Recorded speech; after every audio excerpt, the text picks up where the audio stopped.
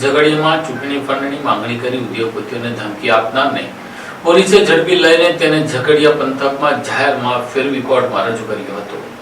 ભરૂચ જિલ્લામાં સ્થાનિક સ્વરાજ્યની ચૂંટણી ચાલી રહી છે અને તેમાં પ્રચાર ઝુંબેશ શરૂ થયો છે। ત્યારે પ્રચાર કરવા માટે અને ચૂંટણી જીતવા માટે જેટલા રૂપિયાની જરૂર હોય છે તેટલા રૂપિયા જે તે લોકો દાનપેટ આપતા હોય છે, એટલે કે ચૂંટણી ફંડ રૂપિયા આપતા હોય છે, પરંતુ ચૂંટણી ફંડના નામે રૂપિયા ઉઘરાવવાના મામલો બહાર આવ્યો છે। ઝઘડિયા તાલુકાના સ્થાનિક સ્વરાજ્યની ચૂંટણીને લઈને એક વિવાદાસ્પદ બનાવ બન્યો છે। કોંગ્રેસ સાથે સંકળાયેલા કાર્યકર મિતેશ પડિયારને પોલીસે ચૂંટણી ફંડના નામે ઉદ્યોગ ધમકાવી પૈસા માંગવાના આરોપસર ધરપકડ કરી હતી।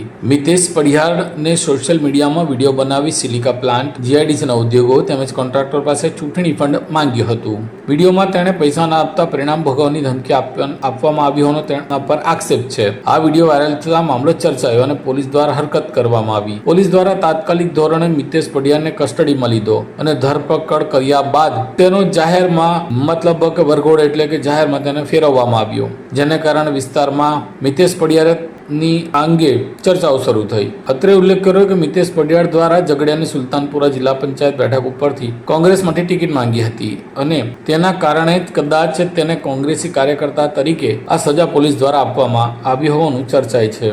લોકોમાં એવી ચર્ચા છે કે અનેક લોકો ચૂંટણી ફંડ માંગતા હોય છે, તેમાં તમામ પાર્ટી હોય છે અને તમામ પાર્ટીના આગેવાનો દ્વારા ઉદ્યોગપતિઓ, કોન્ટ્રાક્ટરો કે બીજા અન્ય લોકો પાસે ચૂંટણી સમયે ચૂંટણી ફંડ માંગવામાં આવે છે। ત્યારે જો બીજા કોઈ પાર્ટીનો કે બીજા કોઈ આગેવાનનો આવો જ વિડીયો રિલીઝ થશે તો શું પોલીસ તેની સામે પણ આવી જ કાર્યવાહી કરશે તેવું લોકોમાં ચર્ચા રહ્યું છે। લોકો પૂછી રહ્યા કે અન્ય પાર્ટીના લોકોએ પણ ઉદ્યોગ પાસેથી ચૂંટણી ફંડ લીધું છે તો તે દિશામાં પણ તપાસ કરશે, તો તેવા લોકોને પણ આવી જ રીતે પકડીને જાહેરમાં ફેરવવામાં આવશે કે શું તેવું લોકોમાં ચર્ચા રહ્યું છે।